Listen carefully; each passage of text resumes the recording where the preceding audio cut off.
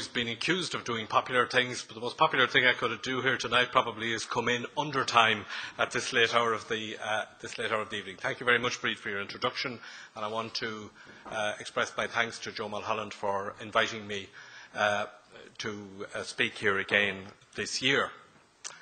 In a way, I feel like I'm kind of continuing on from the discussion that I participated in here last year, because that was, too, about the idea of a new republic. And I remember on that occasion talking about the way I see history, that in many ways we almost see it as three phases since the foundation of the state. That first phase from independence up to the end of the 50s, a period of consolidating independence. It was conservative, it was poor, it was insular, it was protectionist. And you then had the second phase, which was the opening out, the opening up of the economy, the modernization of our society, the liberalization of our laws, the increase in prosperity, which ended, of course, in the recent economic collapse. And that we need to see a third phase growing out of that economic crisis, the creation of a new republic. And I recall, for example, discussing here last year issues a lot of which had to do with institutions and systems of government and reform of the public service. And I remember in particular suggesting perhaps that one of the things that we need to do here, if we're serious about reforming our public service, is to have a dedicated department of the public service which leads that on. But this year we have, I suppose, a more challenging task, and that is to relate the development of a new republic to the ideals and to the ambitions of the founding fathers of the state, founding mothers of the state.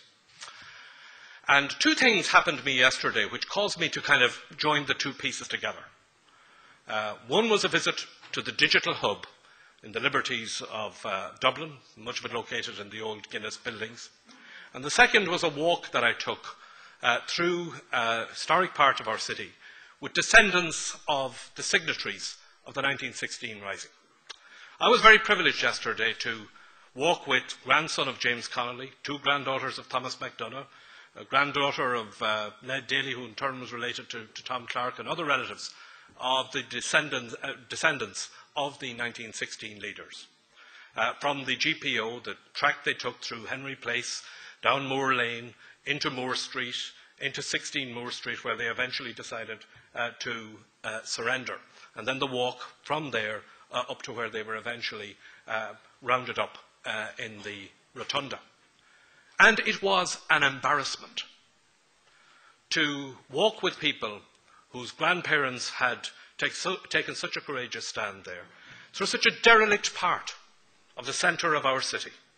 Derelict buildings, including the historic buildings on Moore Street themselves, where so much of the action had taken place, awaiting some kind of development.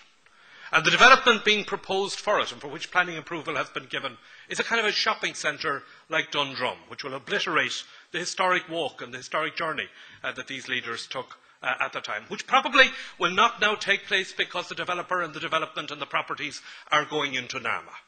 And as we walked up Moore Street and up Moore Lane, we passed the pathway that councillors in the early 90s and 80s used to scurry along from Conway's pub into the back of the old Dublin County Council building so that they could vote on rezoning of motions, fuelling the property speculation and the bubble which eventually led to the collapse of our economy. And as we contemplate, and we're heading into a decade when we're going to be commemorated out, our army is going to be exhausted, walking up and down outside the GPO, commemorating 1916 and one event after another. I think there are two things that we could usefully do. One is to actually take on board the suggestion that these descendants of the heroes of 1916 made, which is to create perhaps a cultural quarter in this part of the centre of our city. But more importantly, I think it is to rededicate ourselves to build the new republic to meet the ambitions and to meet the ideals of those heroic founding fathers of the state. And that brings me to the second event, which was the visit to the digital hub, because that's where I met the people who are going to build the new republic. Young people in their 20s, in denims and T-shirts, working on the future. Over 90 different companies dealing with a range of high-tech, information age, ideas and initiatives and businesses. And, you know, it was interesting to hear their take on the economy. They're looking at the future. They don't belong to the past. They're proud of the past. I met one man who told me that his father, his grandfather, and indeed his father before him, had worked in the very same building, the old printing works in Guinness's. And they worked there printing the labels that used to be stuck on the porter bottles. And he's now working there, and he's making animation films. And the idea that he wanted to put to me was, and he reminded me of the initiative that Michael D. Higgins introduced when we were last in government, the tax relief for the film industry and so on, now called Section 481. And he suggested, he says, couldn't we extend Section 481 to games? Pointed out to me that, for example, that games, computer games, are now bigger as a business than Hollywood, and that there was the potential for 5,000 jobs to be created in this country if such a relief were extended. And I thought, you know, 5,000 jobs, that's more jobs than was ever in Guinness's when it was making stout at the height of its time, and when you had Coopers and so on.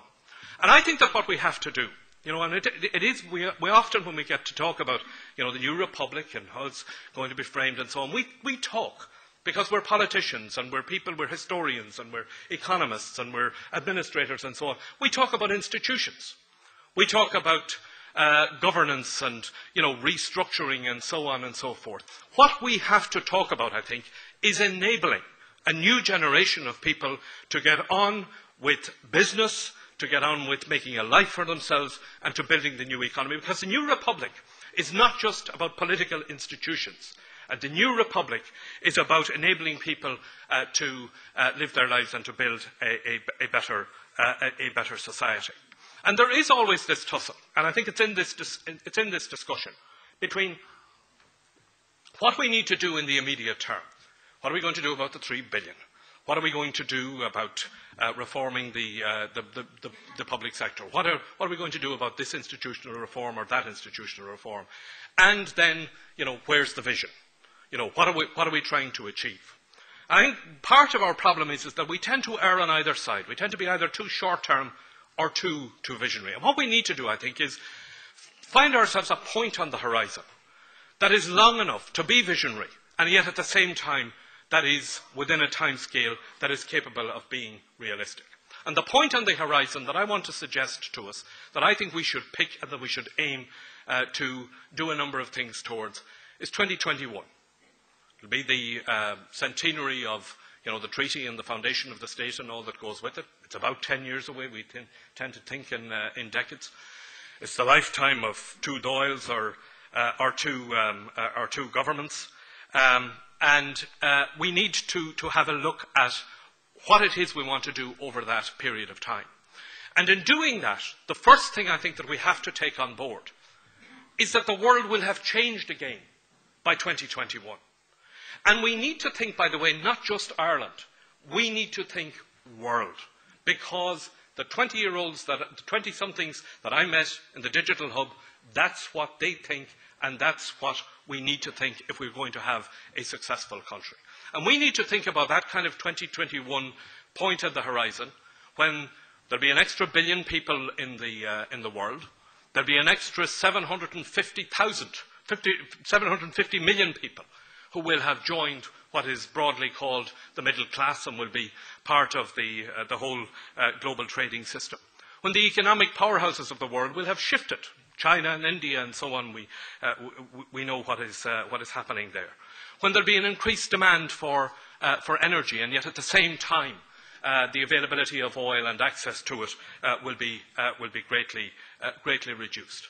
And what we need to do is we need to understand that changed world and frame the decisions that we have to make now in order to fit into that. And what that means, I think, in practical terms, for this country is this, that when we think about economic recovery, yes, there are immediate things that we need to do. And the Labour Party has suggested, for example, a strategic investment bank, and we've suggested a jobs fund, and we have suggested that there are shovel-ready projects that we should proceed with in order to get people back to work in the short term. But we need to think about how our economy is going to be positioned in order to be a prosperous economy a decade from now. And therefore we need to think about the opportunities that the growing population of the world is offering to us, that these new markets are offering to us, and to make the decisions now, for example, to ensure that our IDAs and our Enterprise Irelands are in China and in India, trying to forge the kind of alliances and partnerships with new companies there in order to grow the markets for our own economy, but also to see what the potential is for inward investment from those companies into the future. And in doing that, we need to understand that where the decisions and how decisions about foreign direct investment is going to be made in the future. Why, for example, it is important that we have the research and innovation hubs in our universities that's likely to attract that investment. We need to understand that in this kind of a growing market, the opportunities there are for some particular sectors of our economy, like, for example, food. If there are more people in the world, they're going to need more food. If there are more middle-class people in the world, then they're going to need perhaps different types of food products. We need, too, to look at where we're going to be in terms of energy provision and energy sourcing over that decade. We have a very natural advantage in this country. We own a piece of the globe that is 10 times our land size, and that are the seas that are around us, which have enormous potential for the development of wind and wave energy. We need to look at the other areas which contribute to that, like what we need to do in education and training. Yes, there are things that we need to do now in the short term in education and training. We need to, first of all, address the immediate requirement that there is, that 40%, for example, of those who are now out of work, 450,000 people on the live register, the biggest it's ever been, 40% of the people who are now out of work are out of work for longer than a year. We cannot afford to allow long-term unemployment to become endemic again in this society. And that is why we need to radically change our approach to education and training. We need to get it into our heads that nobody should go directly from school or college directly onto the dole. That at a minimum, they should go back into education and training, into job placement schemes, into work experience programmes, rather than going directly onto the dole. And in looking at our education and training systems, again, we need to think that decade ahead and what the potential is. We have a lot of talk about what needs to change in the education system and structures and so on. One of the most interesting things that I've seen in recent times was, and I saw it at an event which was organised by Microsoft, and this was three Leaving Cert pupils from Longwood in County Meath, in a school where there's no chemistry teacher. But they're studying chemistry to a higher level at the Leaving Cert because they're able to log on, go online and study it and plug into the course that is going on in the nearby school in Dunshaughlin. And when you think of the potential that that offers in terms of we talk about economies, we talk about efficiencies and so on. We are moving to a stage where not every school needs to have the teacher in every subject. There are new opportunities for revamping and reorganising our education system. The same in the area of health. There's going to be a 50% by the 2021 kind of target I'm talking about. We'll have a 50% increase in the number of people over 65. The number of people over 80 will have doubled. The economists will work out what that's going to cost us in terms of additional cost of our healthcare service. But look at the other side of the equation. Look at what companies like Intel are doing, for example, in developing new products which will enable people to live at home for longer, independently. Look at the initiatives that are being taken, which will allow for a greater emphasis on preventative health. And let's try and design a reorganised health service, which is not just about bean counting, not just about what do we save here, what do we save there, what kind of structures do we have here, but is actually about delivering the best modern service for the public in the most cost-effective way. We've had the same issue today, local government reform. It's back on the agenda. We have talked ourselves. I remember being here at a summer school some years ago talking about local government reform. We have talked ourselves for the last 3 decades around local government reform and town councils and county councils and where the boundaries should be. In the new world, it doesn't matter, because we are moving to a stage where what will matter now is the smart city, the smart county, the interconnectedness between people, and where the boundary is going to be less and less relevant. And therefore, our approach to looking at things like local government reform, I think, needs to anticipate where things are going to be at in another decade. We do, of course, need to have reform in the way in which we are governed, and that was one of the reasons why the Labour Party has suggested that there should be a constitutional convention. We've suggested that it should be made up of 3 components: elected representatives, representatives of civic society, and citizens, selected perhaps in the same way as citizens are selected for juries or some variation of that, which would meet over a period of time, look at the kind of system of government we need, what kind of changes do we need in the Oireachtas, what kind of relationship should there be between the legislature and the executive, what kind of structures do we need to have over the course of the next century. I suppose to some extent it would be a bit like having the MacGill summer school sitting in Dublin Castle and required to reach some conclusions which would then be put to the people in a referendum. But there are immediate things we can do, and I believe that a new government could and should do them. There's absolutely no reason why we can't have the Dáil and the Oireachtas meeting 4 days a week, cutting out the long periods of recesses. There's absolutely no reason why the Dáil can't be a genuine legislature.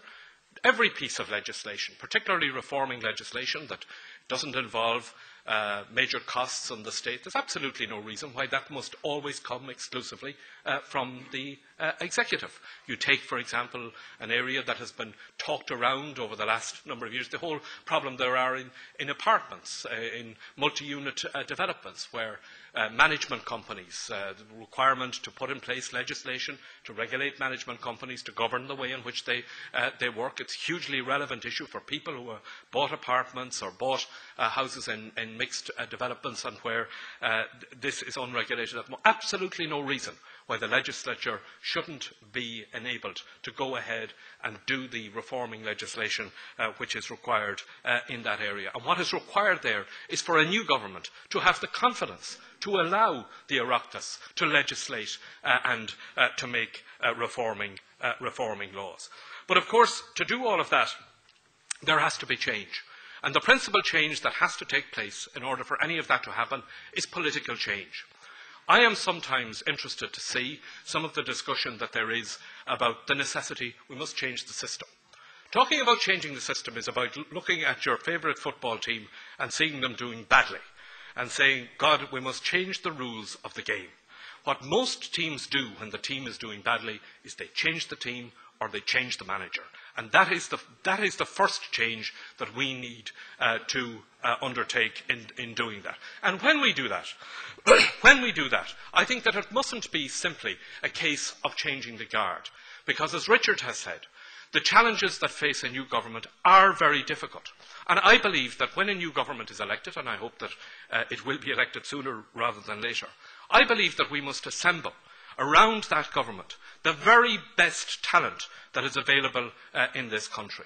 I agree with the suggestion that he has made that there should be a change in the boards of companies, but it shouldn't just be a change of clearing out one set of political appointees and replacing them with another set of political appointees. It must be a change that involves bringing to bear on the work that the state has to do the very best minds and the very best talents. And one of the things I believe that we could and should do is that we could and should establish what I call a National Economic Council, a body which would be drawn from business, from public administration, from economists, on a pro bono basis, established for the sole purpose of providing advice, the advice coming from the very best and most talented people in our country on economics for a new government.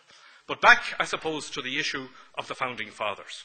because, as Diarmuid pointed out at the beginning, of course, they weren't unanimous on what the ideals and the ambitions should be, and he drew attention to the remark that was made by Kevin O'Higgins that they were the most conservative revolutionaries ever to have successfully won a revolution. The tradition in that I represent is the Labour tradition. It is a tradition that took a very active part in the founding of the state. Connolly was actively involved in the writing of the proclamation. Citizen Army and Connolly took part in the 1916 rebellion. Tom Johnson is credited with the writing of the democratic programme. But of course, and again as Diarmuid has pointed out, Labour was asked to stand aside at the foundation of the state in order that the independence movement could win.